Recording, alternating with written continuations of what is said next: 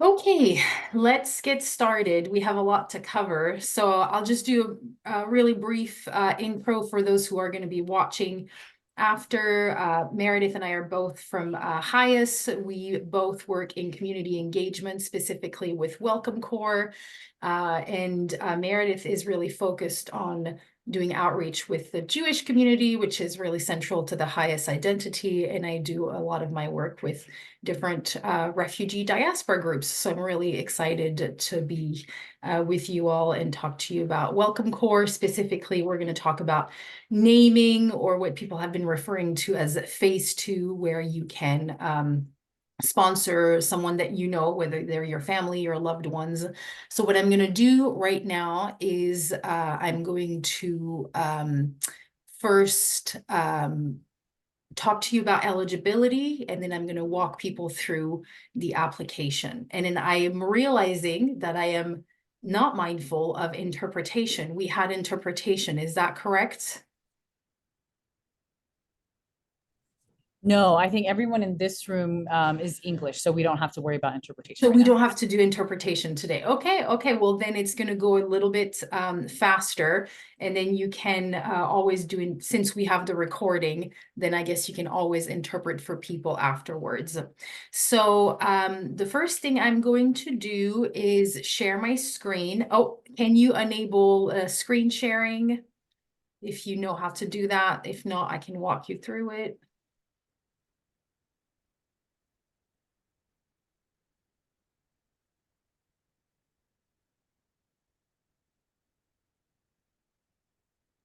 We have to make you a host, right, Charlotte? Yes, that's exactly right.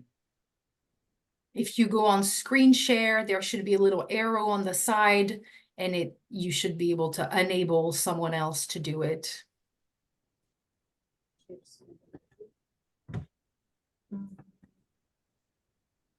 How about now? Okay, wonderful. Here we are.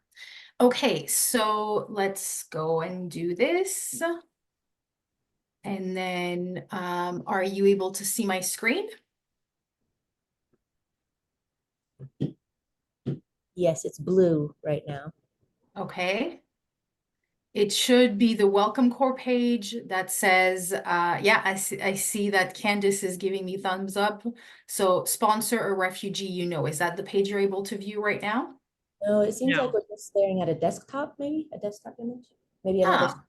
Ah, okay. Let me, we're gonna figure this out between all of us. It seems that technology is.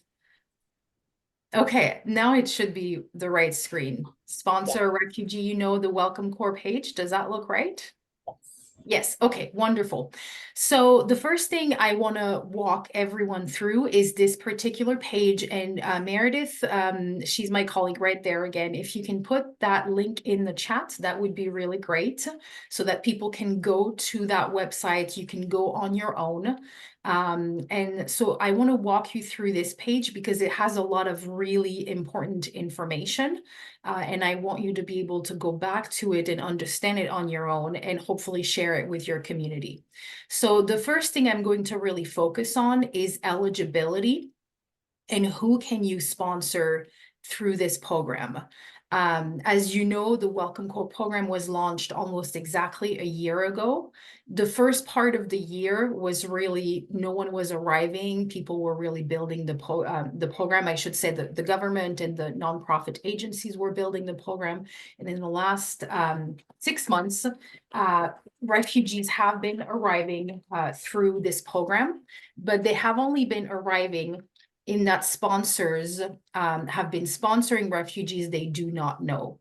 Now, in the last month or so, we have been able to see people submit applications for their relatives, their loved ones, anyone they know and they want to sponsor. And this is the new page for it. That gives you all the information that you need to know, who can I sponsor and how do I do this? So, and I apologize, I have a bit of a sore throat, so hopefully it'll be okay. These application requirements, I'm actually going to walk you through all of them by going into the application portal. So all of this information I will be covering in the application portal. Here, I'm going to be walking you through all of the eligibility, all this information right here, by actually going to the refugee eligibility tool. If you go to the link that my colleague Meredith put in the chat, and you go to refugee eligibility tool, you click on get started, and it's going to ask you a series of questions that essentially does all of the job for you of figuring out, can I sponsor this friend or this cousin or this person that I love and want to see in the US? So I don't know if someone would be willing to volunteer uh, uh, to answer these questions with me, someone that they would like to sponsor and that they would be willing to answer these questions for me. Is anyone comfortable doing that here? If not, we can do a fictitious person, but I always find it a little bit easier. Someone who wants to unmute themselves. Let me look in the chat and see, there's no one there. Does anyone want to, you want to do it?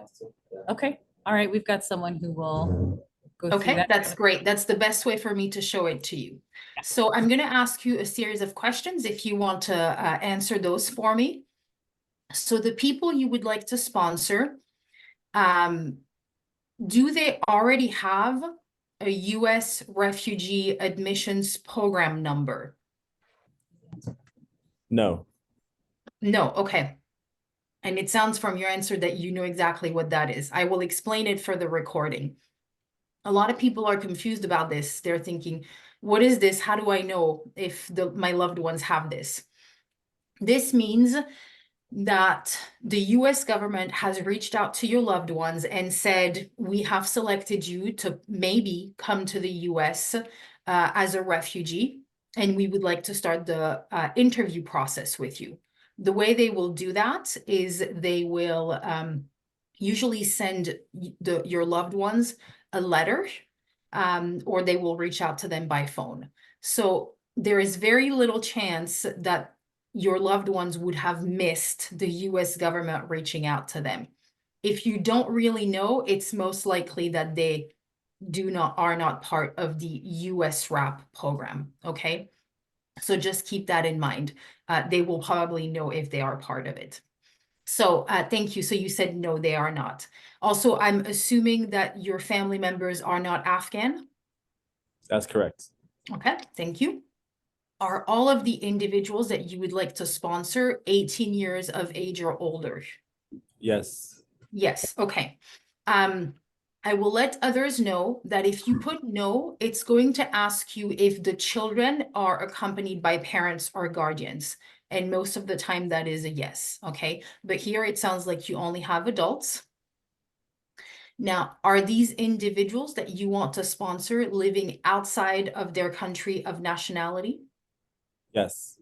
Yes, okay. This is really important because, for example, an example I always give and is very relevant to you all. If you are an Ethiopian in Ethiopia, unfortunately, this program at this moment does not allow you to participate. You have to be outside of your country of nationality, of your country of origin in order to participate, because that's how Welcome Corps works. It does not do in-country processing of refugees, okay? Can I ask you a follow-up to that, Charlotte? Of course, yeah, absolutely. What if it's an Eritrean refugee in Ethiopia married to an Ethiopian? Okay, a really good and complex question that maybe I can come to at the end of this. Okay. This is a good question because what really matters is going to be the country where you're located in. Okay, so but let's go through this first. So they are outside of their country of nationality, so that's good. Are they located in the Oh, yeah, go ahead. Sorry. Doesn't matter their refugee status. It does. Okay. And we're going to come to that in a moment. Yeah, absolutely. Good question. Next question is, are they located in the United States? No. No, okay. I asked this question and a lot of people think it's a funny question, which I understand, but I actually do get a lot of people who are asylum seekers in the US asking me if Welcome Corps is for them. So just know that this is for refugees outside of the United States. So it's good they're not located in the US. Can I ask you now which country they're located in right now? Bahrain in the Middle East. Okay. Okay, really good. So they are in Bahrain. Oh, why is it not on the list? Little, right under Oh, there Bahamas. it is. Okay, there are a couple of countries that are not on this list, including South Sudan. So this is good. So it's a country that's on that list. And the next question that it's going to ask you is, are these individuals registered, meaning registered as refugees or asylum seekers, either with the UN or with the government of Bahrain? No. Okay. So I'm going to click no, and it's Oh, going to say that unfortunately these individuals are not eligible. gotcha. Okay, so it's one of the key pieces of this program is that the individuals who apply into it must be registered either with the UN as refugees or asylum seekers or with the government where they live. Okay, so for the individuals that you were hoping to sponsor, if Bahrain is a country that registers asylum seekers or refugees, it's something that they could do now. However, there is a second requirement to this registration. I'm going to put yes here just as an example in case they were, is that all registrations for all countries must be the individuals must have been registered or the paper must have been issued on or before September 30th. Okay, for the moment, that is the date. We know that in the future, as the program progresses, that the government is going to continue to move this date forward to include new batches of individuals. But for right now, this is the cutoff date. Okay. Question. Would you Yeah, of have course. to have an idea on what, I guess, an ETA on when that might potentially change as far as the No, not at all. Unfortunately, we have asked that, and the US government that takes care of this, they don't even have an understanding of when that might happen themselves. It could be months, but it could be years. It could be that eventually they do that on a rolling basis, once a year, once every so often. Because the program is so new, especially this phase of it, we don't know. There is a very great chance that they will continue to move this date forward because, of course, they must continue to include new applicants, but I have no idea when that would be. Okay. Okay, so Milite, you were asking another question about an Eritrean in Ethiopia. Yes, who's married. So he's a refugee and he's married to an Ethiopian and they Okay, have children as well. So okay, he's obviously eligible, but is his family? okay. So I put Ethiopia in there to give the example of somebody located in Ethiopia. Does he have a UNHCR or registration from the government of Ethiopia? Yes. Okay. And is the registration dated or issued on or before September 30th? Do you know that? Yes. Okay, great. So he would be eligible. Now, the individuals he is married to, his wife is Ethiopian and his children are Ethiopian as well. Correct. Okay, so technically they would not qualify because they are Ethiopians in Ethiopia. However, you could, there is a possibility for exemption. There are, in rare cases, individuals who can be exempt from that registration. And so you can always apply for an exemption. And I will show you inside the application in the moment how you apply for exemptions. Okay.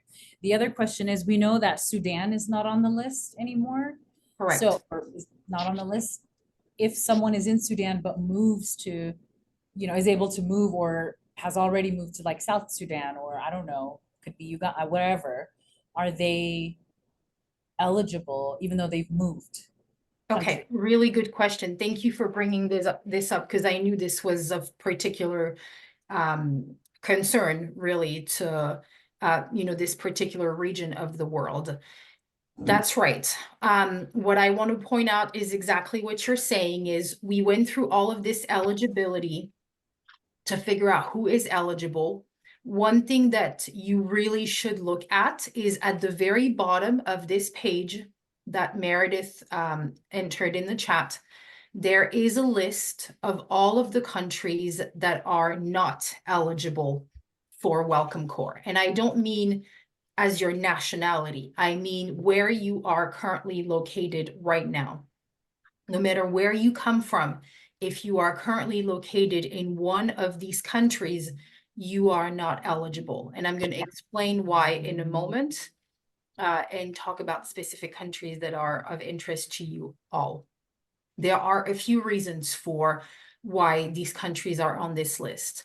The first, I think, most obvious one is countries like maybe Canada or France or Germany. If you're located there, you're not eligible for Welcome Corps because these countries already offer solutions for refugees. And so it's considered that you can find other solutions there within those countries already. Some of these countries, for example, the Democratic People's Republic of Korea, which is actually North Korea, the US does not have any diplomatic relationships with this country, or like Afghanistan anymore. And so the US cannot go inside of this country to essentially fly people out of there. The third reason is countries like Somalia, Sudan, or Eritrea are countries where at the moment, the refugee officers, the individuals who go to interview and process refugees, currently cannot get access to these countries, are not able to go inside and do these interviews for Welcome Corps. This list of countries is going to continue to change as lots of situations and diplomatic situations for the US and as Welcome Corps evolves. But at the moment, unfortunately, some of these countries are on the list, and it means that US refugee officers would not be able to go inside of these countries. Now, you also mentioned Uganda. I know that Uganda and Kenya are countries where people are eligible for Welcome Corps. So South Sudan is not on this list, and I have asked that our team looks into why that is, and I haven't received a response yet. So if there are members of your community who would like to sponsor someone located in South Sudan, please reach back out to us because we need to find that out for you. We need to push on that to get an answer on that one. Tell me, what are you trying to get an answer on? Because they're not on the list, right? Which means you can bring someone from South Sudan. Am I It's right? not even on the list to select on the eligibility tool. Oh, wow. It's not, there is no information. And I'm not sure why that is. Okay. That's why earlier when you said Bahrain, I was like, oh, is it another one of these countries? I know the Welcome Corps, there are things they're still updating and things they're literally finding out information about because everything is related to immigration and relationships and international, sort of global relationships. So I know, again, this list is going to change and we are getting more and more answers about a lot of details as this program develops. But I know South Sudan at the moment is not even on the eligibility tool. So if you do have individuals interested in applying for loved ones located in South Sudan, please do reach out to us so we can find that out for you. Okay. But I know for a fact we have people in South Sudan and Okay. so Okay. So that's one thing that we will have to, I did already ask our manager and I know she's asking the right people, but we do need to continue to ask. Okay. So let me just do one more of an example that would be a positive one, and then we're going to move on to the application before I take questions. So, if, for example, somebody is located in Uganda or in Kenya, let's go through the questions again. Do the individuals you would like to sponsor have a US RAP case number? For the majority of people, it would be no. If it's a yes, by the way, it's great news. You qualify automatically, okay? Most people, it is no. I think for your community, most likely there will not be any Afghan applicants that you want to sponsor. If you would like to sponsor a family, not everybody's going to be 18, so you're going to put no. And here they're going to ask you, are these individuals under 18, accompanied by a parent or a legal guardian? It must be yes, because children alone, unaccompanied children, unfortunately cannot apply into Welcome Corps. Do you live outside of your country of nationality? It must be yes. Are you located in the US? It must be no. And let's pick Uganda. Uganda is one eligible country, so that's good news. And it's going to be the same question over and over again. Do you have registration papers with the UN or with the government? It must be yes. Are those dated on or before September 30th? It must be yes. And that's how you're eligible, okay? So before I move on to the application, if you've gone through this eligibility tool and you know that your family or your loved ones are eligible, you can start your application, and I'm going to walk you through it. Before I do that, are there any specific questions that I can answer? I have a quick question and then we'll go around the room if anyone else does. But are you hearing anything about Sudan and whether or not, because those refugees have been abandoned by the agencies that were helping them, and now we can't get them out either. So they're like, they keep being, attacked over and over again. Are you hearing anything about Sudan? Potentially. No, unfortunately, I'm not. I know that Highest works there, but I have no specific answer about that, especially not with Welcome Corps, because it's a non-eligible country. Okay. Does So anyone else have questions so far? South Africa is not on the list of ineligible, but it's also not on the tool where you can say your family's in South Sudan. Oh, you said South Africa? Oh, I'm sorry. South Africa. So refugees in South Africa, that is an option or not? yeah, right here. Yes. I do remember doing one application for South Africa. So yeah, that's not one that's got any issues. Yeah.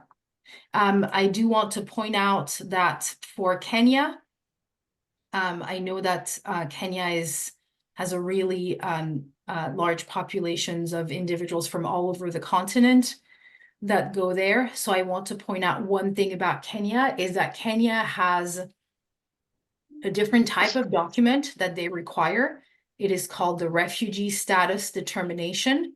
It's sort of the, if I can put it that way, maybe a little bit higher level type of interview that the UNHCR does. It's also in Kenya called a mandate letter. So that is what you need to have. You can't just have a registration with the government or with the UN. You must have a positive refugee status determination in order to apply into the program from Kenya. Okay, so just keep that in mind. So my question is, a group of 5, once you bring one person, how long do you have to wait before you can bring somebody else? I don't know if you heard that, but the question was, once you, like a group of 5 sponsor someone, how long do you have to wait before you can sponsor another group? Okay, really good question. And I'm going to come back to that when we go inside of the application. Thank you. I'm going to, because if I explain it to you now, it's not going to make sense. But once I go into the application, I will explain this to you. Meredith, my colleague, just put something really important in the chat saying that Highest works in Chad, my apologies, supporting Sudanese refugees. So I know it's not as helpful as being in Sudan, but it's helping Sudanese refugees, though I know it's not of help to to your particular community. So, Right. There was another follow-up question to the, if they register after September 30th. right. Can you repeat what you said about that? Yes, so if they register after September 30th, they would either not be eligible and would potentially have to either find another solution or potentially have to wait until the government decides to move that date in order to include new batches of applicants. But we have no understanding of if or when that would happen. It's an assumption we're making. It's a question we have asked, and that the Welcome Corps team has said, yes, of course, we do believe that they will move the date, but we have no way to know when that would be. So I do that's have another example of, we'll have to see how this plays out, but a good reason to get an exemption is for someone who may have had an interview scheduled or is not yet officially registered as a refugee, but had an interview scheduled to start that process before September 30th. And so the advice that we got was in the exemption to explain why they weren't able to be registered before September 30th. So This is that's new? so that's a third way, is third solution. What Meredith is talking about is another solution for people who are in this situation would be to apply for an exemption, which I talked about earlier, and that's what Meredith is referring to. Is if you don't want to wait or find another solution, your third solution is to apply for an exemption in Welcome Corps, which I will show you in a minute. And that's what Meredith is talking about, is that exemption. And you have to explain in there why you couldn't register before that. So sorry, Meredith, I wanted to give some context for what that is, the exemption you're talking about. And then I was just gonna say, anyone who's on the Zoom that has a question, you can just type it in the chat and we'll Yeah. ask the question for you. Yeah. Oh, we have another question, yes. Okay, yeah, absolutely. One person register in two different groups. Oh, that's a good question. Can one person register in two different groups? Groups of 5? Okay, so really good question, which again, I'm gonna go over when we go inside of the application so that it makes more sense to you, because it's a bit of a tricky one. And if you've never seen the application, it may not make complete sense. But another really good question that I'm keeping in mind. Okay. Any other questions about eligibility? No? Okay, so I want to go to the exemption piece. If you've done the entire eligibility tool and it looks like you are not eligible, is it here? No, I have to go back. No, at the very end of this, it will give you an option to apply for an exemption. So let's do a pretend one where it says you're not eligible.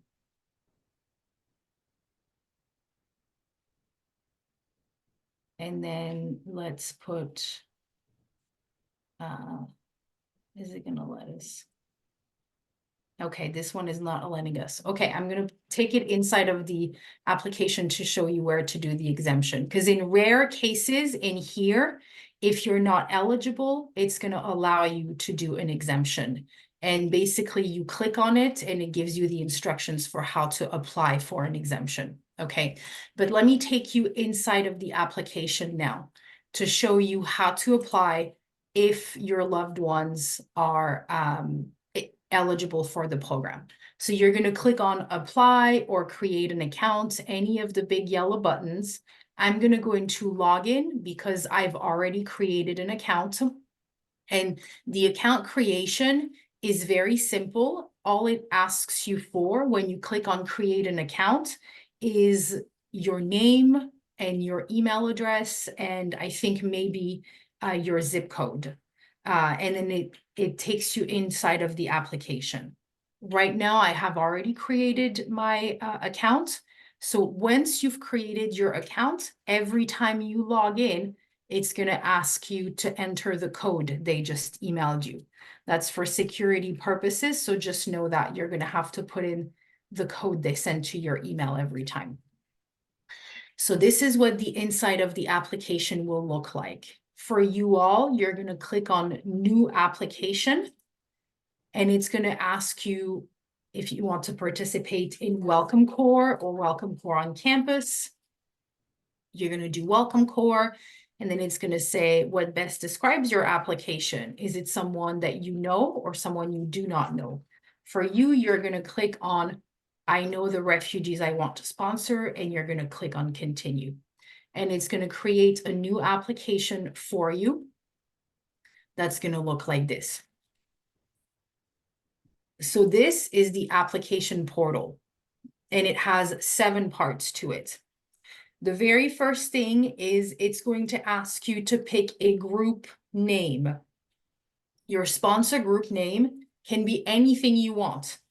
It can be your name, your family name, a favorite verse. It can be a vegetable, a flower, your city you live in. It can be anything you want, okay? Just remember it, because they're going to ask you for your sponsor group name in a couple of places.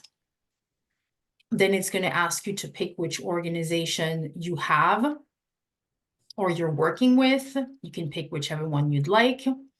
They're going to ask you how you've heard about Welcome Core and why you're looking to sponsor a refugee. Some people spend a lot of time on this. You don't have to spend a lot of time on this. You can just write a couple of sentences that explain who you're sponsoring and why you want to sponsor them. Then it's going to ask you questions about essentially how you plan on welcoming and resettling your family when they come to the US. So it's going to ask you where they're going to get their refugee health assessment, how you're going to get them access to medical assistance in your community, how you're going to get them to connect it to English, all of these things. I think for a lot of you, you're already going to know this in your community because either your community does that or you have done that for yourself. If for some reason you don't know, you can always reach out to us and we can help you with that. And I will say you're very lucky because Meredith knows this area very well and has done this work. And so she would be able to guide you through how to answer all of these questions really well. Then you're going to save and continue. And this is the second part where you enter your sponsor group members. And this is where I'm going to answer your questions. So as you know, in order to sponsor refugees, you must form a group of at least 5 members.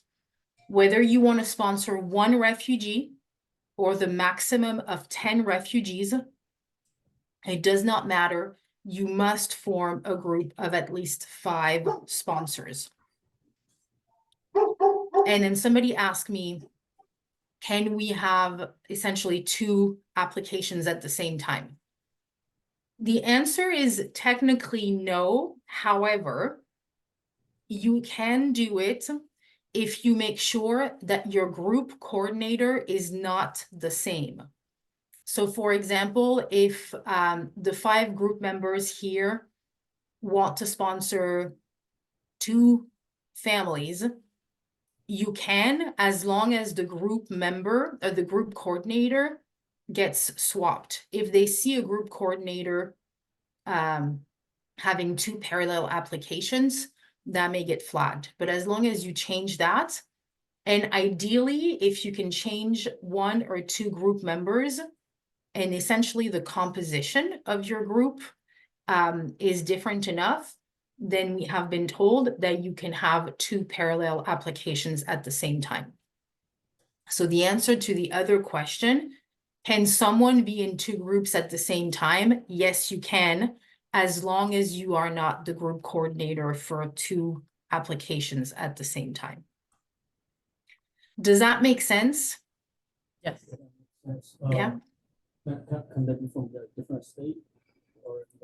Yeah, can they be from different states? Can you cross states or do they all need to be in the same state? Very good question. Thank you for asking. The answer is no, unfortunately. As you can see at the bottom, at the bottom right here, not only does it ask you the name of these people, but it is asking you that they all live in the same nearby community. So everybody has to be kind of in the same area.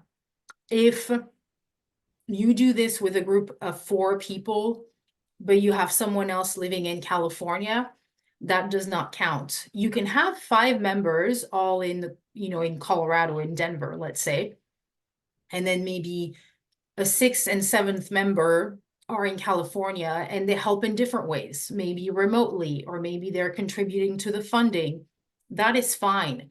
But the 5 core members who are going to do the work, the hands-on work of resettlement, of welcome, they must be present in the same community, because it's hands-on, really localized type of work.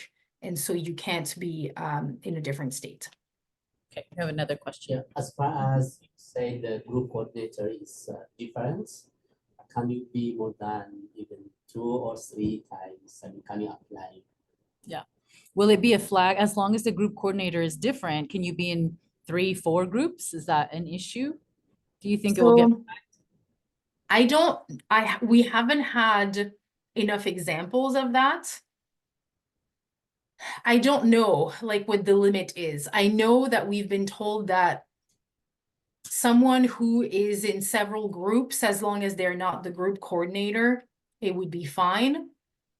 What is the limit? Is it 4, 5, 10 groups? I'm not really sure, to be honest. I would say if you have the capacity to do it, wonderful, do it. And if Welcome Corps has an issue with it, they will absolutely contact you. Just know that it could slow down your application. So maybe if you're not sure, you add a 6th or 7th group member to kind of balance things out. Because remember, the minimum, the mandatory are really the 5. The 5 are the ones that Welcome Corps really looks at. But I don't know. We don't have enough examples yet to know what Welcome Corps flags. Okay. Elsa, Okay. yes. What family members, they live in the same house. They live like this big house. Mhm. But we use those because they're using the same address. Oh, yeah. So can those 5 people be in the same household? Is it an issue if someone is in a different household? Yeah, mean- really good question. Yeah, absolutely. If you have a husband, a wife, 3 adult kids, or a daughter and son-in-law and whatever else, no problem at all. You can, as long as they're all adults, by the way, this is another requirement, is all the group members must be adults. So if you have children in there, that is not acceptable. But as long as you all have 5 adults who all live in the same household, no problem. So Charlotte, can you click edit so everyone can see what is being asked for each group member? Yes, I will in a moment. I'm going to go through all of this and all of this. I'm going to go through all the details. Absolutely. Go ahead. You have another question. No, my question is, if you got a 6 member, you put it in there, is there an option? Yep, just that add member, the yellow button. Yeah, they would just add member. on the Yes, yellow- absolutely. So this is the required, and as you see, when you click on add, it's going to add optional, and you can do that for up to 10. Can you see that? Yes. Are there any other questions before I go to what Meredith was talking about? Before I go inside and cover all these other details? I don't think so. About the composition? Okay, great. So yes, so if you go inside of these, the details they ask you is pretty minimal. So you've got the group coordinator, who is the person who's going to be the primary contact with HIAS, for example, or with the other organization that's helping you, and with Welcome Corps.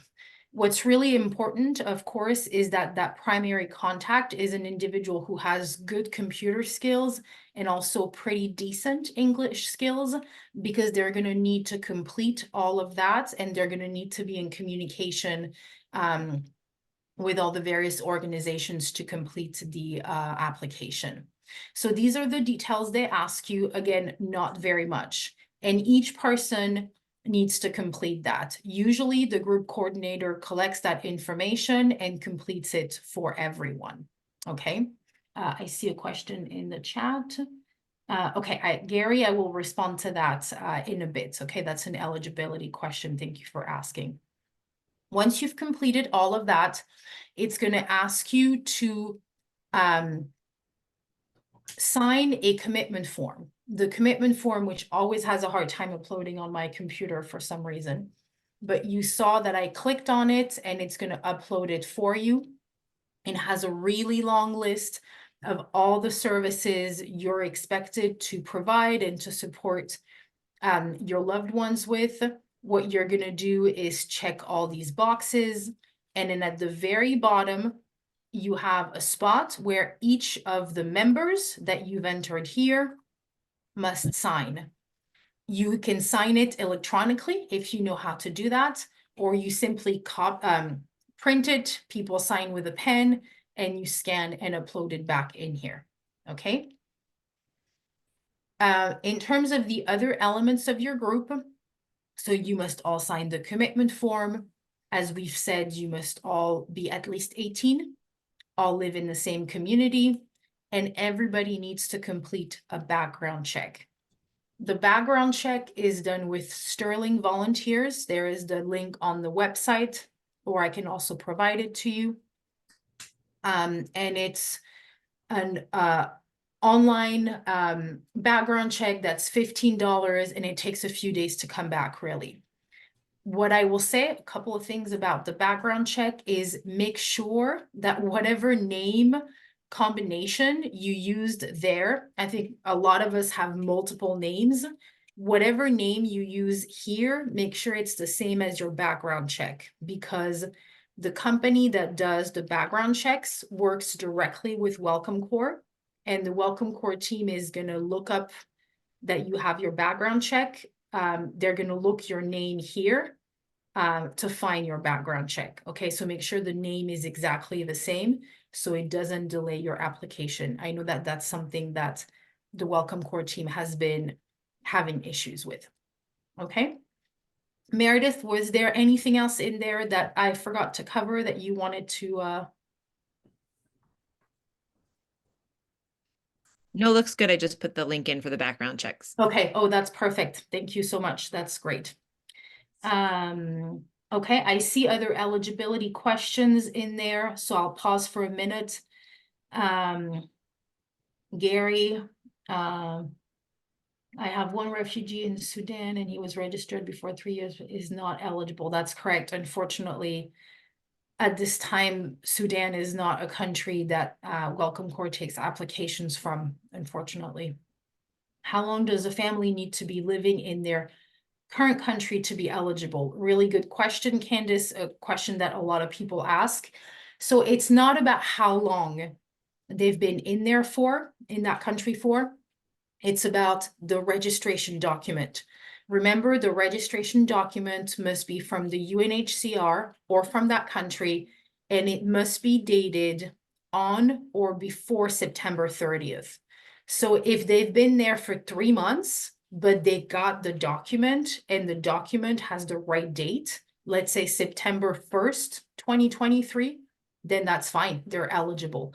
There is no length of time in the country. It's about the document, the registration document. Okay, so thank you for asking this question.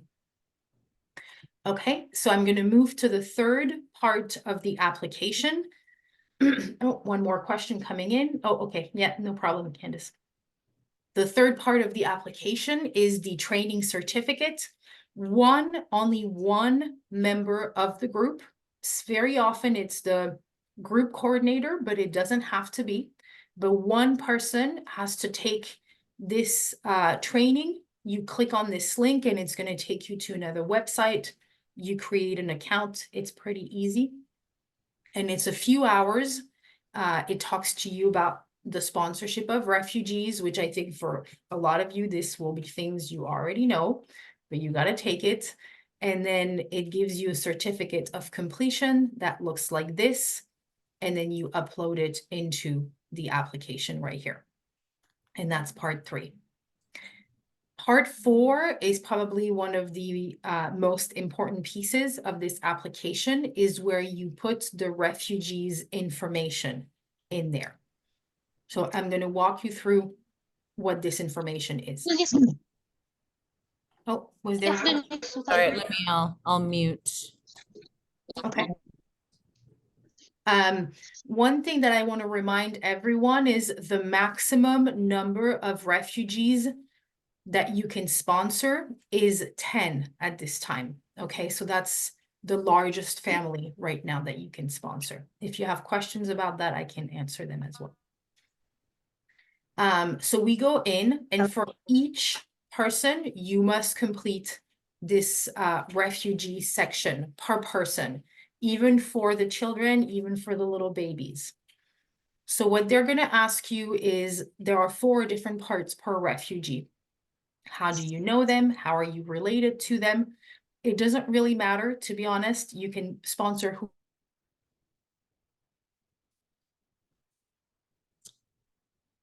They're going to ask you for the person's name, date of birth.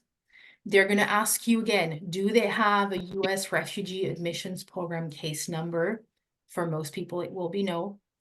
Do they have an Afghan special immigrant visa applicant number? I think for most of you, it will be no. Where are they located right now? Okay, so you enter that information. Then is the biographical information. So really basic info, marital status, ethnicity, language, etc. Then this next part is really important, obviously. It is where you're going to upload their documents. This is the card or certificate or letter, again, that states from the UNHCR or from the government that they are registered as refugees or asylum seekers.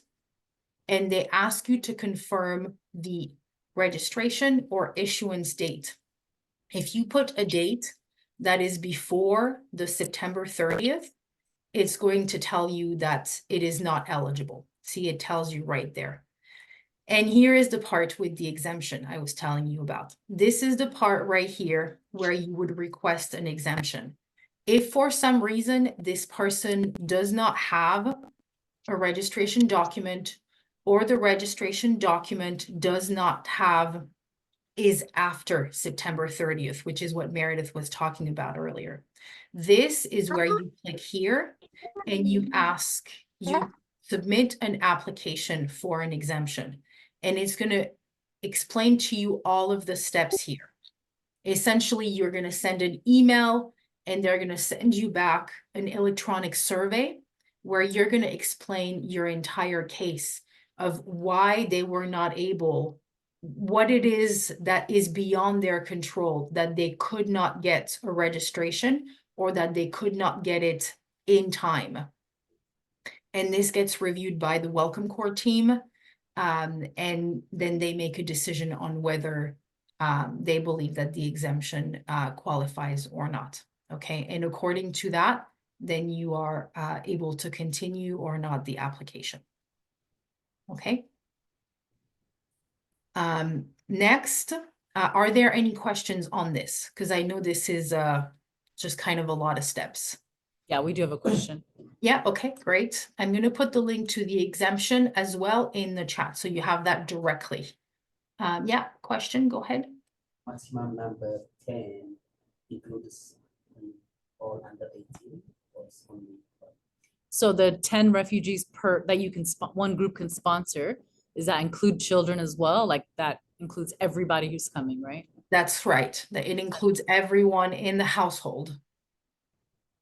What if it's 2 households? If you're sponsoring 2 families, can you do that? Or it has to be 1 household? You can. I just had a case last week where 2 families, they live together in the same house. And yeah, you absolutely can. And it was the perfect number. I think it was like 3 and 7. So yes, you can. So, Sure. from South Africa, but it's possible 2 families who live there almost 15 years. Yeah. What's the possibility? Are they refugees? Yeah, in South Africa. Yeah, he said there's two families, they've been in South Africa for over 15 years. Can you sponsor them is his question. Yes, you absolutely can. Yeah, you can put them in the same application. So the general thinking from Welcome Corps is if they are part of the same household now and they are hoping to resettle together as part of the same household in the United States, yes, you can. If, for example, like I have seen, you have people here, they're in the same country, but if you had two families, one in South Africa, one in Uganda, you can't do that. Or if you have people in different parts of the country in South Africa, then you can't do that. But if they live together in the same household, in the same camp, yes, you can absolutely sponsor them together as long as it's 10 or less. Yeah. Two families, different Cities? age. Oh, that's fine, as long as up to 10. Yeah, okay, I see. Okay, thank you. Yep, you're welcome. Also, it doesn't matter, by the way, if these families have different registration cards, documents, different last names, even I've heard, or if they're not related, you know, it doesn't matter. Welcome Corps doesn't, they don't care what, it's not, it doesn't have to be the way Americans think of a family. It doesn't, none of that matters, okay? That's good. Okay, we have Um, another question Okay, yeah. What kind of documents? to upload. Yeah, to upload, what do we upload? Yeah, I think they were up there. He's asking, what are the documents that have to be uploaded? So it's Yeah. the refugee ID card. Yeah, very good question. So that's it right here. It's that refugee either ID or proof of registration. It can be for a whole family or it can be for individuals or both. Food ration cards do not count. It has to be a proof of registration that clearly says that this person or this family are registered by the UN or the country as refugees or asylum seekers. What kind of letter is it? He's saying, can it be a letter? Yeah, But there's a letter from the Home Affairs of South Africa.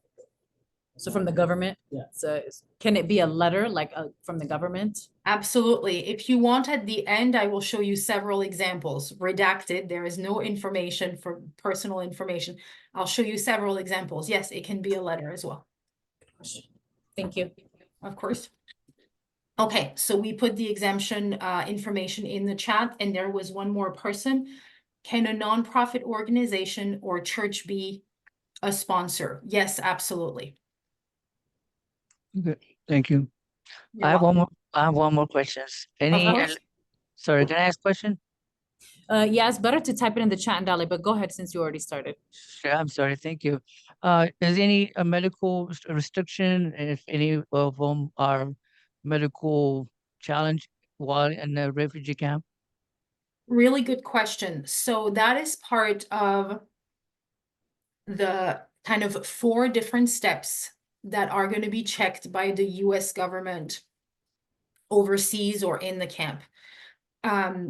One of the really big checks that the US does with refugees is a medical examination. And so they would decide whether that would be something that keeps the individual from coming to the US, or if to them that would be fine and they would still allow them to come to the US. And I have seen both happen. So the US government overseas has control over that. Do you know what they're looking for? Like, are they denying you if you have HIV or some disease like that? To be honest, I don't, because this is really complex depending on the country, depending on CDC regulations, depending on immigration policies at the time, depending on, you know, public health policies. So I know like what the regular checks are, but I don't know what denies people because of medical issues. I mean, I've worked in resettlement for many years before, and I've seen people come off the plane and be in wheelchairs or go straight to the hospital. So it's not like you got to be in perfect health, but I don't know exactly what they would be looking for. I think it's all regulated again by big public health policies, and I don't really know that. Okay, If thank they, thank you. If they have any records or any exemption for that to fill out on the application, if they have any medical issue that they need to be exempt, Exempt from what? Sorry, I didn't understand that. I'm sorry, you. for the No, medical it's okay. record, for medical record, So this, all of that part would be done not through this application. okay, It would be done, you submit the application gets accepted and sent overseas, and then the US government overseas starts all of that process. So you wouldn't even unfortunately see any of that or have any control over that. Yeah. But thank you for asking that. Okay, so the other piece of documents in a way that you have to upload is a picture. Passport-like picture. It doesn't have to be like exactly passport, but they give you examples here of what it has to look like. The next piece that's really important is the refugee claim. So this is, I think, probably for most people, the hardest part of the application, where you have to explain why you are fleeing your country, what happened to you in the past, and also you have to explain what you are fearing for the future if you were to go back. And you put your narrative here. This part is really important to understand because it's not, a lot of people write what's happening in general in the country, the general war or the history, etc. It's relevant, but it's not really what the US government wants to read. Unfortunately, they want to read about personal stories and what made this particular individual flee. So unfortunately, personal stories of violence or trauma that made it that they could no longer stay. I know this part is very difficult for people to complete, and it must be done by each individual, each adult. When I said every single person must complete this part, it's true, except that when you put the person's date of birth, if they are under the age of 18, this section right here will disappear. They do not ask for children to tell their story, but they do ask of it for everybody above 18. So that means that most likely either your loved ones are able to log into this, which I have seen, or they tell you the story and you write it with them or for them, and it has to be in English. So sometimes people will just write it in their own language, and then you can translate it. We can also review those. I've reviewed those many times just to make sure that we're not just talking about, again, the country, the history, but that we're talking about the individual. Okay.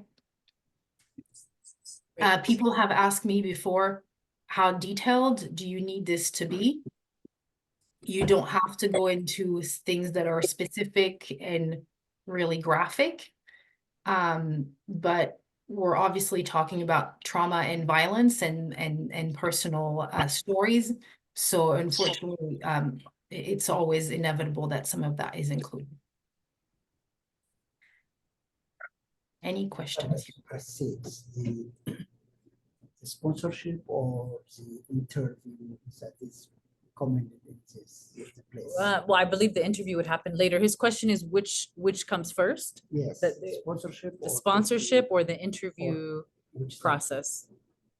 Yeah, a really good question. So I usually explain all of this at the end, but I can explain it now since there seems to be a lot of questions about this. So the way it's going to work, the different steps is you're going to complete all of this. We can help you with it. Once you click submit, okay, where you're going to spend however long you want to complete this, you click submit. It's going to go to the Welcome Core team, and real human beings, reviewers, are going to review your application, and they're going to check for the same things that we check for before you submit your application. They're going to review that everything looks good, that there are no red flags, and that it looks like you qualify. If they have more questions, they're going to contact you. and they're going to ask you to change things, upload more things, etc. Once it looks good, or if it looks good right away, they will email you to say, congratulations, your application is eligible for Welcome Corps. We have now sent it to the US government, essentially in Uganda, in Kenya, in South Africa. Then the information is going to go, let's say, to Kenya. The US government is going to take this and they're going to contact your loved ones and say, an application for sponsorship was submitted for you. We would like to start the first steps. The first step is a pre-screening. So they're going to screen all the biographical information, fingerprinting, all of that stuff. Then they're going to do and all of this gets verified by US government agencies, intelligence agencies like the FBI, the CIA, all of this, okay? They check for criminal records, essentially. If the person passes, then they're going to do interviews. And that is where, and I think that's where your question comes from. Yes, unfortunately, they're going to have to tell this story again to check that they qualify for the refugee status, okay, under these 5 categories right here. If they pass that, then they will do the medical checks. Sometimes they do these parallel, by the way. It's not like exactly like I'm saying it, but all of this happens. Then they do the medical checks. Then if they pass, they do cultural orientation, they issue your flight, and you move to the US. So this is how all of these steps are going to go. And all of these processes take months and years. They can take 4 months, but they can take 4 years. And unfortunately, there is no way for us to know, and we have no control over it. Once you submit your application, and God willing, it's accepted and it goes overseas, then you will have more information than we will, because you're going to be in touch with your family and they're going to tell you, yeah, they called me, I'm going for an interview. Okay, that went well. Now we're going to go for this and that. So they're going to know more. You're going to know more than we will. Great. Does that make sense? Yes. Okay, I know it's a lot of steps. So, okay, so you've completed the claim. The last part of the refugee piece is how to contact your loved ones. And that's why this is really important. Now you see why, because once it gets sent over, the US government doesn't talk to me anymore. It doesn't talk to Meredith. It doesn't talk to you. They talk to your loved ones and they have to call them to start the process with them. Okay, so really important that you put that phone number and if you can, an email address. You're going to do this for every single person you are applying for. Again, if they are children, they will not have to write their story. It gets moved out of the application when you enter the birth date. Are there questions on this or anything, Meredith, that you think I forgot to cover for that part for the refugee information? Nope. Okay, great. So we go to the next piece, which is the most exciting piece, I think, is where do you want them to arrive? If they make it through all of these steps, what airport are they going to arrive to? So you put that airport right there. I get this question a lot is, are we going to have to pay for the flights? Is that something we also have to fundraise for? Or is my family going to have to pay for it? The good news is no. The IOM, the International Organization for Migration, pays in advance for all refugee flights, which means that they're going to book the flights. And then when your family arrives in the US, 6 months after they've arrived, they will have a loan, an interest-free loan, travel loan, and they will take their time to repay for it. Okay. There is a question in the chat. Oh, okay. Yeah, just think. Yeah, of course. No problem. Next piece, last most important piece is the fundraising, right? The part of this is why this is a sponsorship. One, because you're naming your loved ones, but two, because you're going to be partially financially responsible for them, at least at first. And this tool is pretty neat because it tells you how much money you need to show that you have. So let's say you want to do a family of 3, it tells you you need about $7,000. You want to do a family of 5, it tells you you need about $12,000, etc. Okay? What's really good about this is it shows you the total amount. However, you may already know this or not, but to submit your application, you don't actually need to have 100% of the funds right away. You only need 60%. Thank you, Gary. I saw your hand. I'm gonna finish this and then I'll get to you. You only need 60% of the funds. And it shows you what that amount is right here. So as long as you have 60% and you can show that you have that, then you can keep fundraising the rest of the money while you wait and while your family gets processed overseas. And the way you're going to show this is you're going to upload a statement right here. This can be a bank statement. This can be a screenshot of a GoFundMe, which is like the fundraising platform.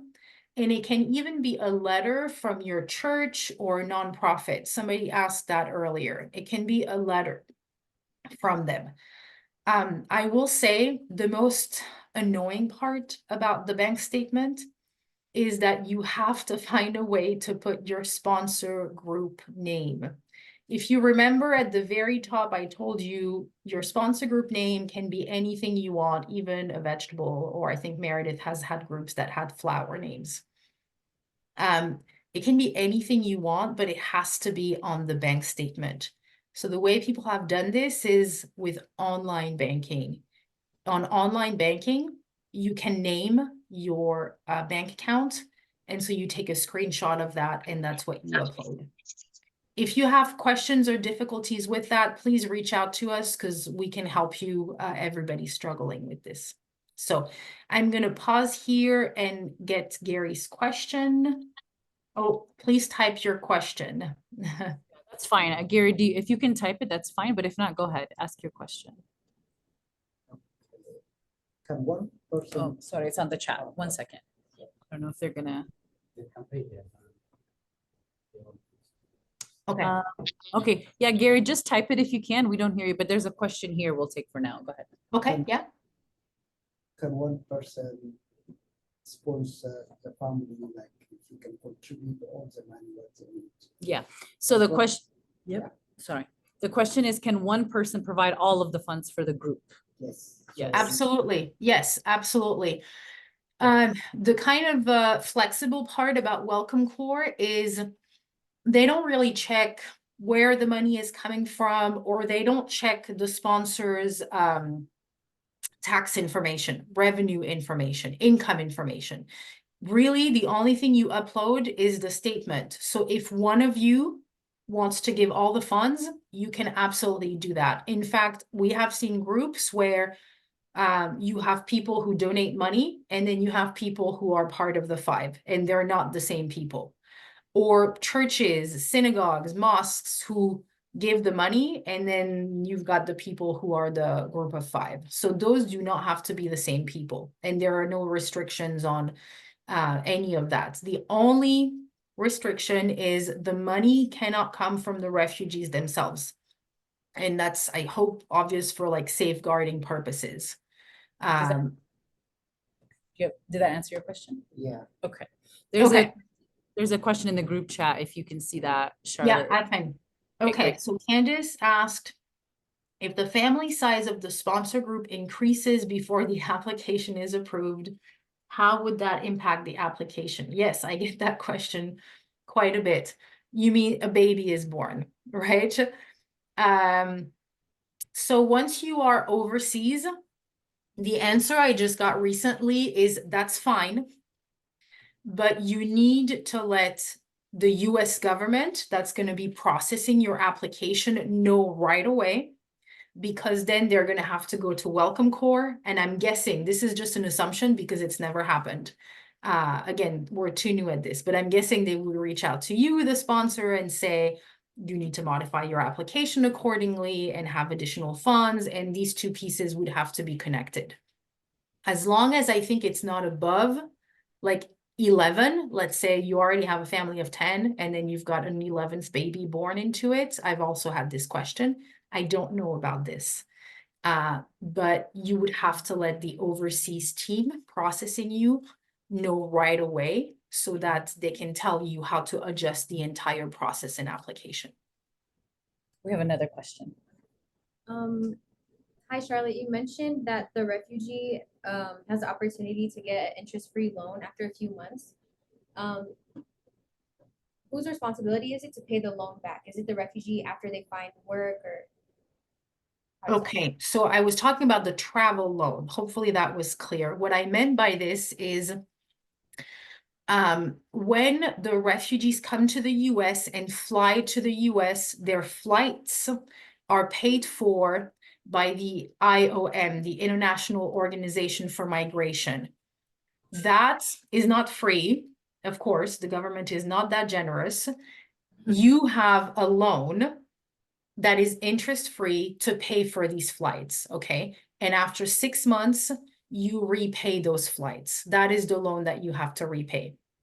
Technically, the refugee is responsible for repaying that, but we have seen family members helping, sponsors helping repay for that. To be honest, as long as it gets repaid, you know, the refugee agencies responsible for that don't really ask as long as it gets repaid. Thank So you. it's the refugee's responsibility, but people can help. I think there's another question. What does the application fee goes at last?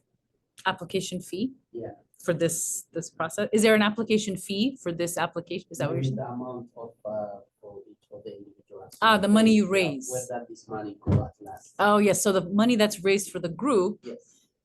where does it go? How is that dispersed? What's that process or Yeah, responsibility? really good question. Okay, so first clarifying, because it came up, there is absolutely no application fee. The only thing you will ever pay for is $15 per person for your background check. So just know that. Welcome Corps is never going to ask you for money. No one should ask you for money to apply for this. You don't have to pay us. Okay, so just know this. This is a completely free program. This money right there does not go anywhere. You don't transfer it as part of your application. You keep it in that bank account right there, and it stays in the US, and it waits. It sits there until the person arrives, because what you're going to use this money for is to pay for the first couple of months of rent, the first utility bills, initial food until they get their food stamps, everything that they need until they can get their benefits and until they can get their employment.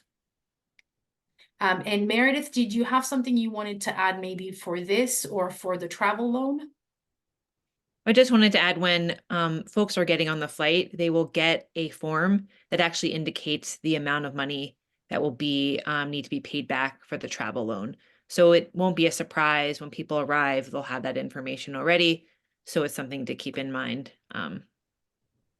Yeah, thank you for that. Absolutely. And they have them even sign it, say like, you agree, you have to repay this. So, And so this money that sits here, is there a process, like does the sponsor group need to keep receipts, for example? Are you going to ask for that later, or is it just as long as they're really taking? good question. I have wondered about that as well, and people have also asked. As far as we know, no. As far as we know, you have the one-time upload and that's it. I wouldn't be surprised if before your family arrives, if maybe they ask you to confirm that you like to provide an updated bank statement. That's just like I have never heard this, by the way, so please do not take my word for it. I just wouldn't be surprised if that were the case. To confirm that you really do still have that money, because the US obviously wants to safeguard all refugees who come to the US and make sure that the funds are still available. So I'm guessing maybe that would be the case, but we haven't heard that that would be the case. So as far as we know, for right now, as of today, all you need is the one upload. I just want to add about the financial commitment is that this is the standard for Welcome Corps, but we advise that you create a realistic budget that reflects the cost of living in your community. So the cost of living in Denver is going to be different than the cost of living in Milwaukee or the cost of living in Durham. And also the timeline of when folks will arrive is obviously unknown and things can shift in that way. But in terms of Welcome Corps, this is the requirement to get the ball rolling here with the application. But in most cases, we believe you will need more fundraising than this minimum amount that's required. And there's no issue with the people who come staying with their family, for example, as opposed to like renting an apartment, or there's no requirement for that, is there? Yeah, that's correct. And I think that's what, for a lot of people, it will alleviate a little bit that amount is that, yes, it's absolutely expected that families and relatives are going to live together. And so the housing cost that should be included in here is going to be greatly reduced. So that's the good thing about this phase of the program is if you're living with your family, you don't have the rent and utilities, or you may have higher utilities. But, you know, there isn't that additional housing cost. So you're right. It is fine to live with your relatives and it will help soften a little bit some of that amount. Any other questions? Why is it so necessary to have 5 people to sponsor if 1% can afford to sponsor? He's asking, why is it necessary to have 5 people in a sponsor group when one person could easily, like Sponsor. financially maybe Yeah. sponsor or whatever? Oh, financially? Yeah, so very good question. So really, when you sponsor someone, there are 2 main commitments. One is the commitment of money, of the finances, because it takes time, of course, as you know way better than I, for a refugee when they arrive to get on their feet and to get financially stable, right? So the US government, of course, as they are, want to make sure that this individual is not a burden, financial burden on society. That's why they ask the sponsor to provide that money. But really, the second commitment is not just about money.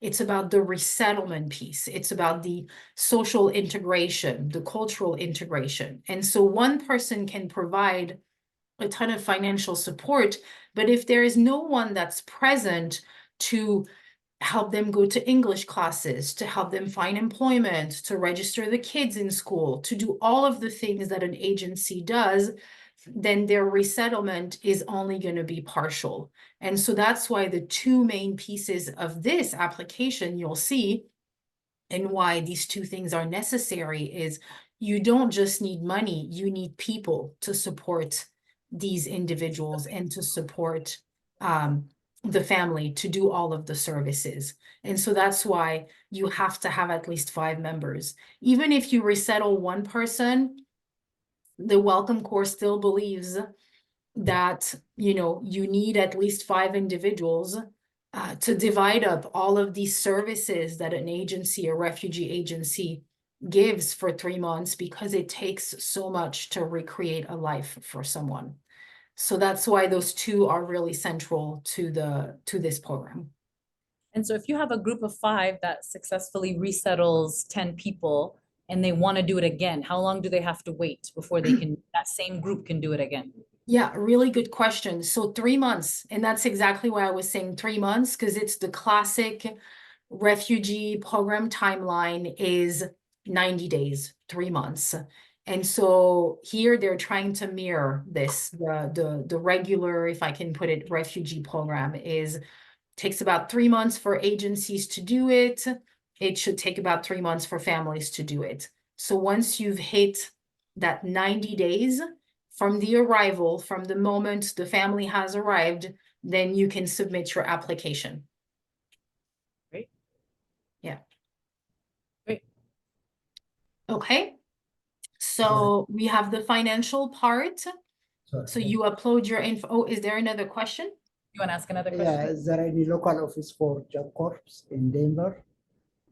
Oh, we can ask Meredith that afterwards. There's he was asking like a local place for like a Job Corps, you know, that kind of thing that In to Denver? support the refugees, you mean, when they No, I arrive? mean, no, Oh. the local office for the, Oh, for Yeah. Welcome Corps. yeah. Oh, yeah. Meredith is local. She's so this is Charlotte, Oh. but Meredith is also on the call. I happen to be local, but there are no local Welcome Corps Teams. teams. Yeah, it is it's sort of a it is a national program with different private sponsor organizations like HIAS that are supporting volunteers and the private sponsor groups preparing to welcome refugees. I just happen to live here, but I'm part of the HIAS team and we're a little bit all over the country. But there actually is a HIAS affiliate here in Colorado with Jewish Family Services of Colorado.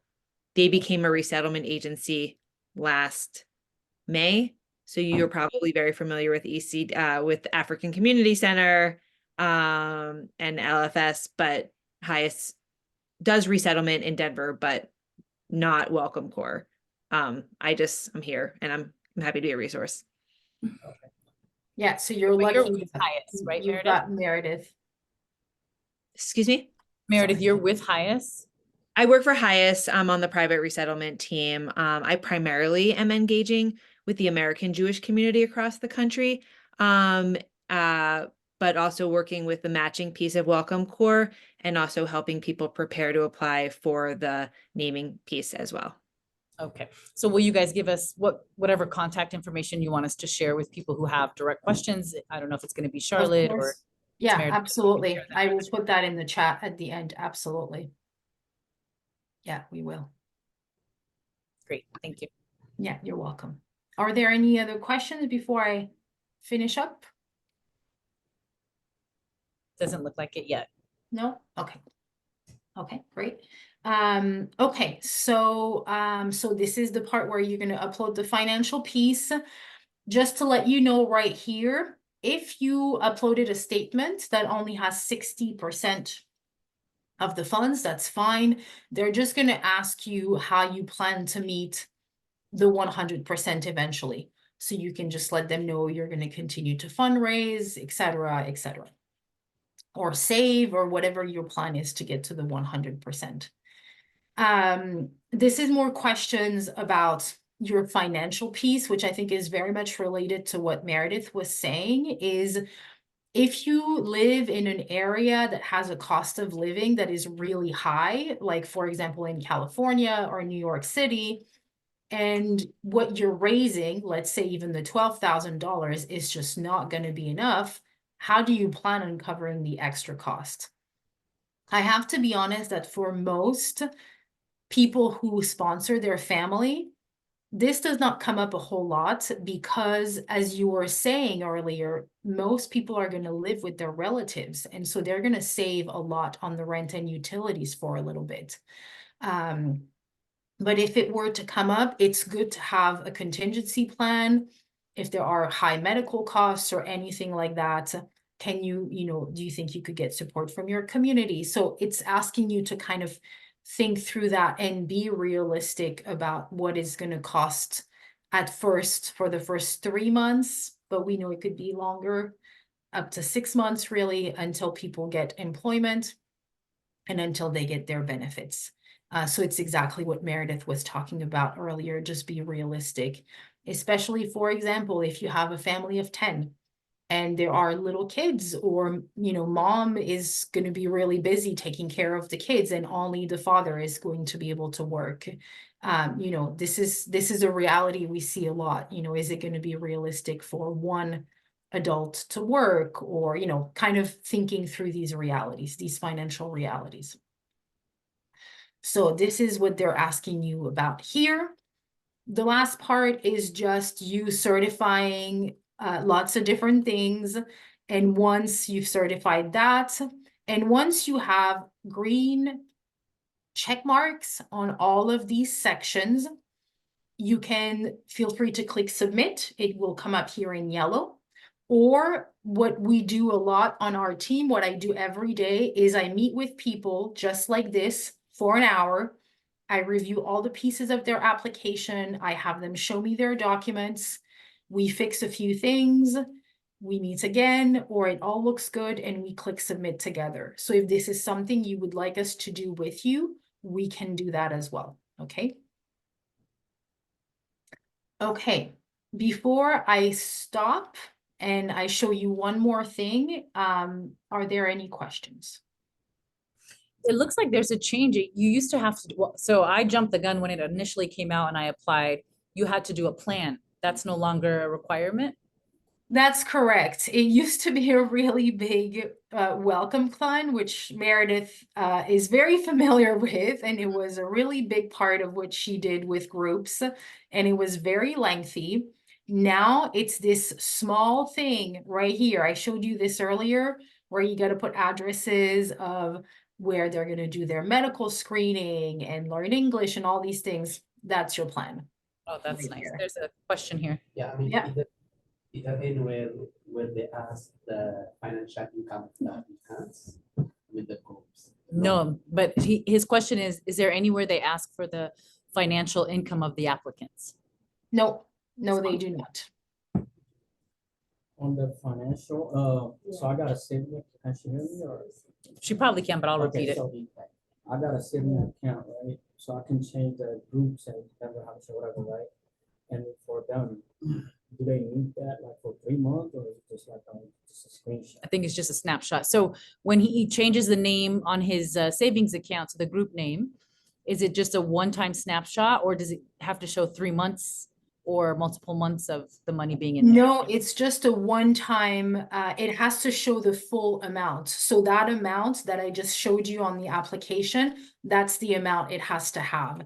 And it can't be your personal account. It can't have fluctuations of your groceries coming in and your rent. It has to be one block, the total amount, and that's it. Your bank account has to be dedicated to this project. Right, so not your personal account. You want to, maybe open another account at the bank or So something she like said that. earlier that you can, the name is in there like the group name. Yes, yeah, So you can do that. in the bank. online, exactly. So is that, they Huh? accept that? Yeah. Is my question. Banks do not allow the registered person who is not here. Yeah, so when you go online, the bank account, the statement that you give them, Yeah. whatever you use, if it's GoFundMe or your personal account, has to have the group name. Correct me if I'm wrong, okay? I'm Yeah, just- you're absolutely right. Yeah, you're right. Go online, you can name your accounts whatever you want. Like I can say Melitzi's saving account or Tigray savings, whatever you want to call it. You just name it the same name as your group name that you put in the application. It's not anything technical. You're not changing the actual registration of your bank account. It's Yeah, just the okay. name online. Yeah, it's just a nickname. It's a That is nickname. acceptable. Yes, that's I acceptable. see. But it can't be your checking account that you Right. go shopping No, with or just a grocery saving shopping. Right, account, just- exactly. Either that or just open another account next to it and throw the money in there or something. But yeah, Yeah, that's Okay. exactly right. okay, great. Any other? Okay, so the last thing is there a question? I was gonna look around. Anybody? Doesn't look like it in here. Yeah. I do want to add about the financial thing is that there have been a lot of people that have used their faith-based organization or nonprofit organization as their fiscal sponsor. So then the money is just living there. Could be benefits, tax write-off or something and someone being more generous while you are collecting donations, but obviously in agreement with the fiscal sponsor, the nonprofit, that they are willing to, take on that responsibility or hold on to that money during this wait or something like that. But that is something that we have seen pretty regularly as well. But this is doing it on your own, your bank account or your GoFundMe is also a very clear way. There's several options. So the Tigray Community Center could be a fiscal sponsor for sponsor groups that wanted to do this, is what you're saying, because we're in 501c3. Yes. Gotcha. And so in terms of, fundraising, we have seen people feel like donations have been more generous through that platform versus donating individually and giving someone money through Venmo or even on a GoFundMe. Yeah, even though the GoFundMe can also be connected to the 501c3, and primarily working with congregations, interfaith groups, and synagogues, but it can be the same for you. Got it. Anything else? you sure? I'm just kidding. Okay. Okay. Any other questions? Okay, I just wanted to show you, sorry, I'm like coughing right now. I just wanted to show you examples of documents I was telling you about earlier. If I can speak while I do it. Okay, so I think, okay, yes. Okay, so here is an example. It's all redacted, so you can't see anything. But this is an example of a family registration. And you can see Office of the Prime Minister. I believe this is, yeah, this is from Uganda. So there would be pictures here and names. There is a, and here is the date of issue on, yeah, date of issue. So you can see it's before that September 30th. So that would be one that would be acceptable. Another one, another example, this one, for example, that's from Ethiopia. Again, completely redacted. It's not great, but here there was pictures, there is their names and addresses, and you can see it says UNHCR proof of registration, and there is a date also. If I go a little bit here, date of registration is right here. Another one right here. Another proof of registration right here. And then I had another one. Another example. Oh, somebody asked about a letter earlier. So this is example of a letter. You can see it has the UNHCR right here. It has the letter. And it, as you can see for Kenya, this is what I was talking about. It's the mandate. It's not just a registration card like this. It's an actual mandate. And that's, again, a bit higher of an interview process with the UNHCR. So these are the different examples of documents that Welcome Corps is looking for, where it has either the UNHCR or the government, and it has the person's name, and it clearly states that they are registered as a family or as an individual as refugees. Okay, and we review documents. I review documents all day long, so you can send them to us and we can review them for you. And if it's not clear, we can get them reviewed by the US government. These take longer, but we can get that done.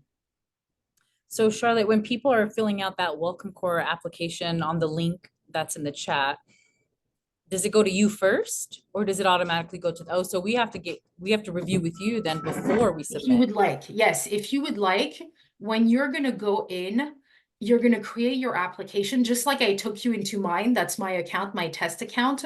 Until I click submit, it's just an account. You click save and you keep uploading your pieces into it. And so I meet with people like this and they share their screen and I review their application with them. As long as you don't click submit, I can review things. Even it has happened where people by mistake clicked submit, I can get it unsubmitted for you, but just try not to do that. But we can get it done. So yeah, you just go into your application, you just upload the elements, and then when you feel ready, or if you have questions, we can go in there and review it with you. So yeah, that's how it works. Okay, I think there's one more question here. Go ahead. That they need to be citizens and green card holders only. Yeah, that's a great question. He said, do the sponsor group need to be citizens or green card holders? Yes, thank you for bringing that up. I can't believe I forgot it and you're telling me how to do my job. That's like the basic stuff. Yes, they must be. And it's really unfortunate that they don't make that clear on the application. But yes, you're absolutely right. They must be green card holders or US citizens. However, I have had, for example, a husband who is waiting for his green card application. He still submitted the application. He just had friends and relatives be the group of 5. But it doesn't matter. When his wife and children come, he's of course going to help them resettle. It's just that for the purpose of the application, he could not yet be one of the members of the group of 5. But it doesn't mean you're not going to be able, please know, it doesn't mean you're not going to be able to be in the lives of your relatives or anything like that. It's just for the administrative purposes. Okay, last question. How many group of sponsors are required to 2 families, 5 each? Yeah, so 2 families with 5 people each, so 10 people. How many sponsors do you need? Still 5. The minimum is 5. Yeah, yeah. And 10 is the maximum refugees you can bring. Yeah. Another question. Earlier that we answered is, after you bring 1 person, how long do you have to wait to bus from? Oh, yeah. I think you walked out when she Oh, answered the sure. question. He was saying, when you sponsor someone, how long do you have to wait before that same group can sponsor a second person? Which I think you said was 3 months. Yes, technically, though, again, remember, you can have parallel applications as long as the group of 5 is different, especially as long as the group coordinator is different. You can have a few similar members. I don't know what the exact thing is, by the way. They have made it not very clear. I know for sure the group coordinator cannot be the same. But if you change the makeup of the group, you can have parallel applications. Right. For the same group to do it, it's at least 3 months after they arrive. That Oh, group, after they arrive, yes, yeah. Yeah. Is there anyone online with a question? I didn't see any more. And Meredith, did you have something you wanted to add earlier? Just wanted to say that HIAS is one of the private sponsor organizations and we're here to be a resource, but your application truly is independent from our engagement or involvement. And it's much later in the process, closer to arrival of when you'll be connected formally with a private sponsor organization like HIAS to provide that oversight and to be a resource with trainings and guidance and all different hiccups that might come up. And that is, for many reasons, the timeline is unknown, and it depends on what the capacity is of the private sponsor organizations, but HIAS is one of about 20, and we are working with the most number of Welcome Core private sponsor groups at this time. So still very, early on in this journey of what Welcome Core is and the impact it will have in the United States. But we're here to be a resource now, but there isn't a formal connection until closer to arrival. Great. I think there's 2 Thanks, questions Mary. that came in. Would this Yes. recording be available to share? Yes, we will share the recording. Can you clarify the refugee documents require proof of registration versus refugee ID? Yes. Thank you for asking that question. So there is not really a difference. It depends on the country.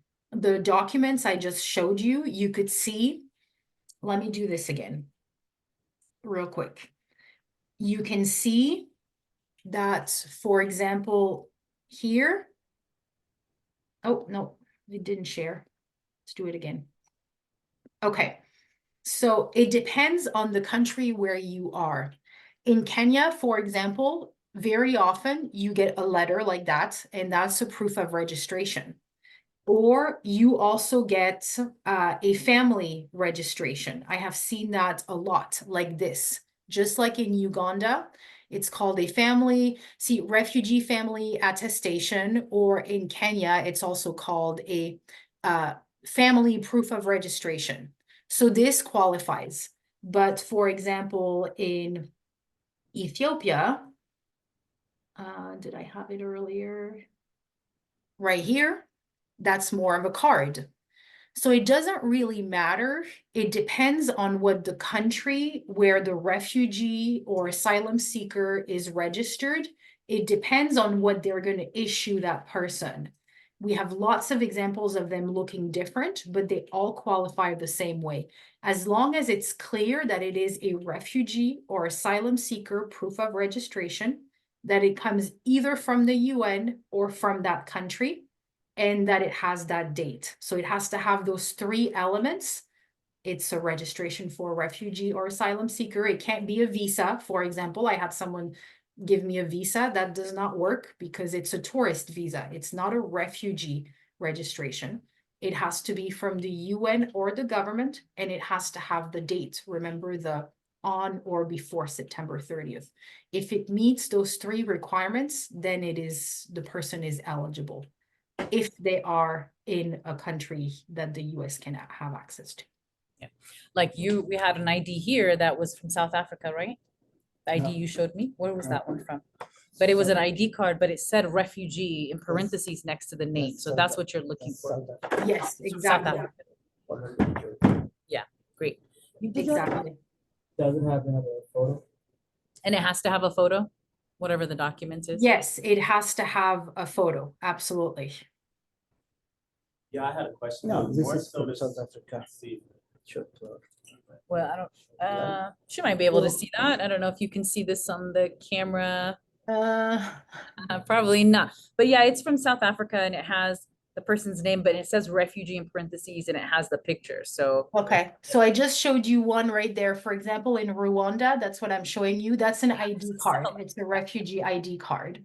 it's very similar. Yes. Okay. Yeah, it's just South Africa versus, sorry, go Okay, ahead. and you can email it to us and I will take a look at it. It's not a problem. I'm gonna put my email address in the chat right now. Great. So you can email that to me if you'd like. And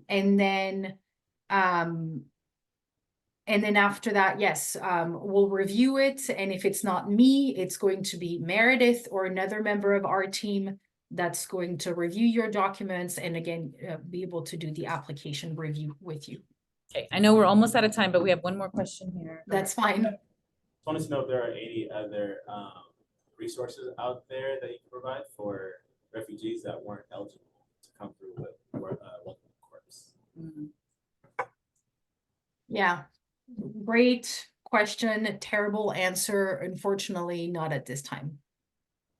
At this time, if refugees are not eligible, what we advise people is that they go to the closest UNHCR officer or office and ask about other opportunities, other solutions. You know, are there other programs that they would qualify for? Canada, Germany, any other programs, any of the countries that do resettlement. We don't ever advise people on where they should go, where they should move to, what they, you know, unfortunately, we can't do that. We're not immigration lawyers. And as you know better than I, movement is dangerous.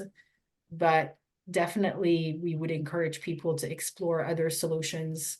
And the UNHCR has the website, each country has resources on all of the solutions that countries offer. So they have to do some of that on their own. I wish there was a better way overall beyond Welcome Corps that would provide better solutions, but at this time, there isn't.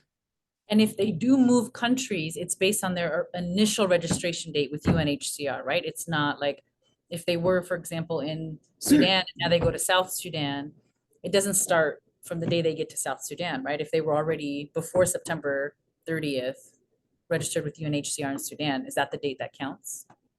It's the date that's on their registration. Yeah, on that document. Wouldn't it change if they go to another country or it doesn't? Do you mean if they have they're in Kenya, but their registration is from Uganda, for example? Yes. I don't know about that. I have asked about it because that's a question I have gotten a few times and I still haven't received an answer on it. So I'm Because- gonna actually put it as a reminder again for myself. I have asked several times over the last few weeks and I haven't received an answer on it yet. So Because Meredith, will you remind me that we need to find out about this because it's a pretty important one? Right, because there are examples of Tigrayans who fled Sudan because the war started and they're I in know. South Sudan now. So would it, which date would we be looking at when they got to South Sudan or the original one? And then And also, which document as well? You know, do you gotta have the document from the country you're in? I don't know. I've had several people ask me that, and I did ask for that question to be escalated to the US government that reviews all this. I don't have an answer on this yet, but I would encourage people to email us or any other people who do this work, because it's our job literally to ask all these questions, and it's the US government's job, and they really do answer. They really go to the US government refugee office, essentially PRM, and they ask these questions every day because we're learning these things every day. So I would encourage people to continue to ask these questions. Well, that was gonna be my next question. Where can we advocate, you know what I mean, to make sure like South Sudan is on the list and, you know, that we're getting answers about refugees in Sudan and start dates, you know, all of that stuff. Like, where do we advocate? I would advocate on the Welcome Corps website. They have two email addresses, and I know they look at those because I talked to the colleagues who review these. They may not be fast, they may still be learning, they may still be hiring team members, but I know they look at those. And I know they ask the questions to, again, PRM, which is essentially the refugee office for the State Department. I know they ask these questions. I know they do, for example, Turkey, what is on the list, which is as problematic as Sudan. And people have been sending letters, and I know it's been flagged over and over again. So I would completely encourage people to continue to ask and to advocate on that email address. Okay. Are there any other questions in this room? So maybe online, if anyone has any questions. And thank you, Charlotte. I know you have a sore throat and you still managed That's to. okay. I'm so glad I've had my bag of cough drops. Is there anyone, if doesn't look like there's anyone online. So if there's any closing thoughts that you have, and if not, then I think, yes. do all the five sponsors need to take training? No, only one person has to do the training and get the certificate, correct? That's right. Yes, only one person. We encourage more people to do it, but only one person has to. Yes. And I'm putting my colleague Meredith's email address as well in there. Perfect. And we're going to share this Zoom with people. So of course. Yeah, no, thank you. Really, I really appreciate the ability to, you know, talk about all of these really complicated details. I know we just threw a ton of information at you, and I know all of it is complicated, highly detailed. I hope it's helpful. The recording is helpful, so people can pause and you know, view it over and over again. But please know that if you don't understand something, that's literally what we're here for. All day is to support you, to help you through these applications. And please,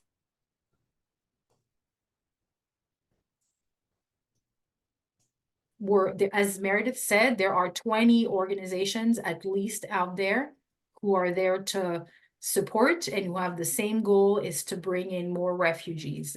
So please know that, keep poking, keep asking questions, keep advocating, because people are listening. thank you so much. Thank you Thank you so much for your time, you. and don't hesitate to email us. Thank you for your time. Take care. Take care. Bye-bye.